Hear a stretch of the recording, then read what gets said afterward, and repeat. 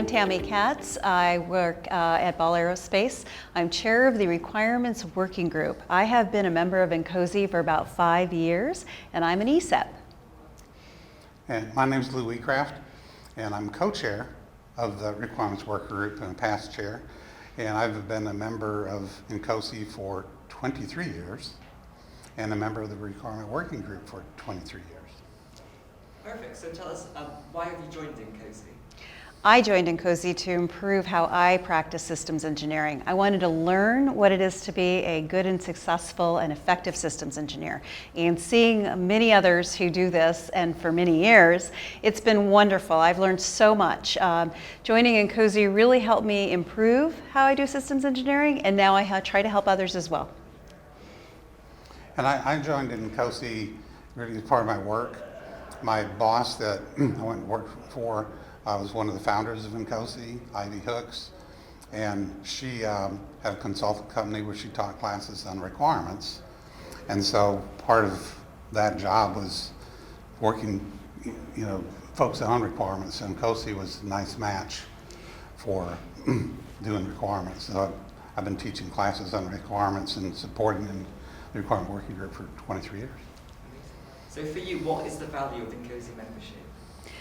I think all the resources that the working groups produce really help educate in good and innovative ways to integrate systems, engineer systems.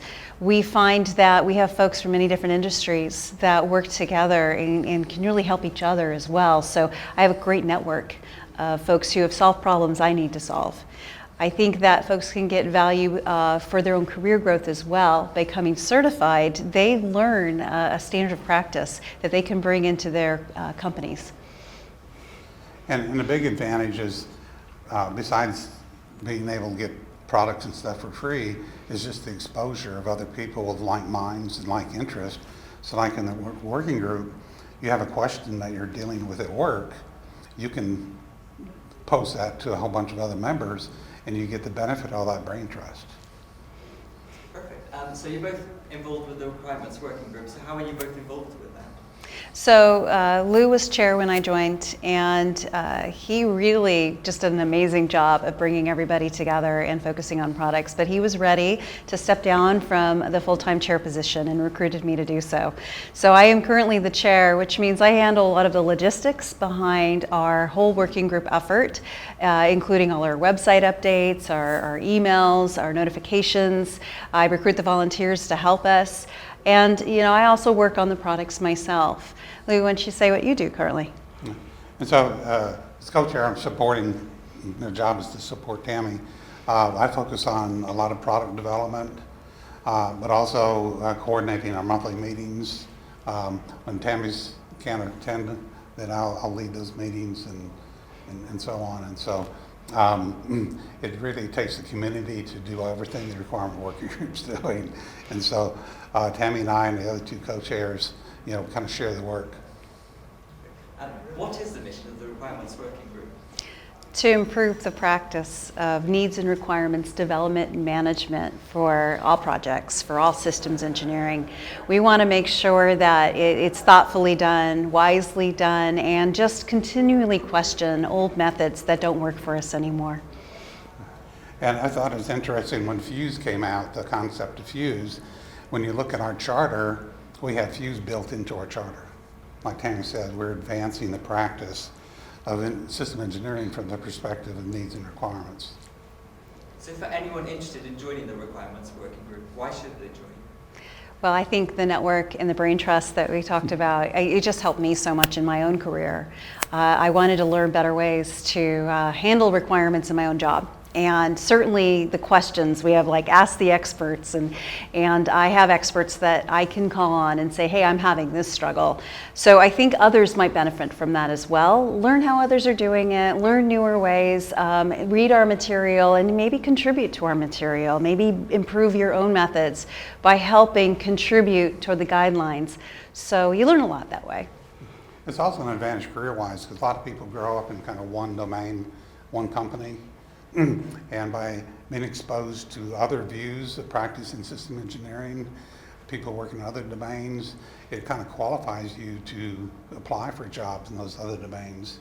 Even though there's a different language maybe used, maybe a different way of doing system engineering, you're exposed to all those, lot broader practice than just your one experience base. There are many industries that join.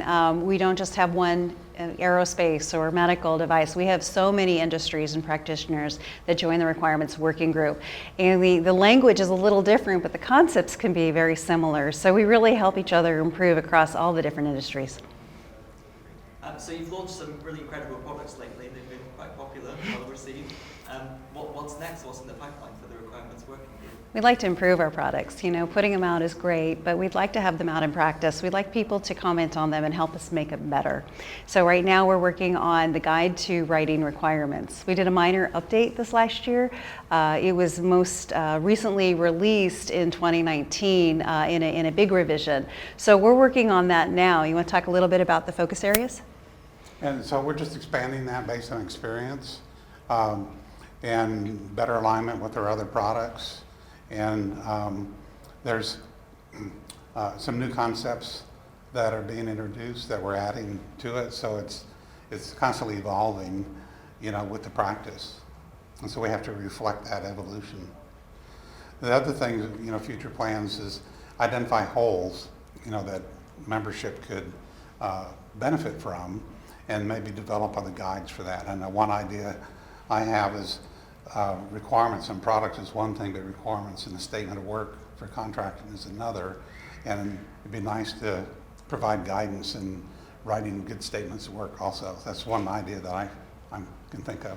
We also partner with other working groups because we feel that requirements is a very broad topic, but there are very specific areas, security, safety, where we certainly want to focus in on the best methodologies to elicit what the needs are, generate requirements, and ensure up front everyone's designing in for these capabilities.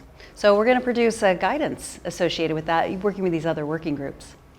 Perfect. We look forward to seeing that. So that's it for my questions. Is there anything you want to add? You want to say about INCOSE or about your working group?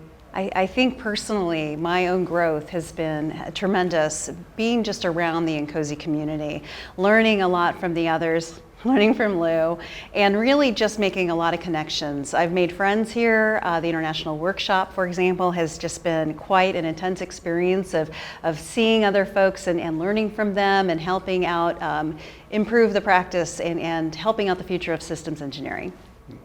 And I think it's important that we always continue to grow and continue to learn. And collaborating with the other working groups, like Tami said, is very important. And the work we've done with the System Security Engineering Working Group is just an eye-opening for me. It's changed a lot of things, how I thought about system engineering requirements. I've got to rethink that because that exposure from a different perspective.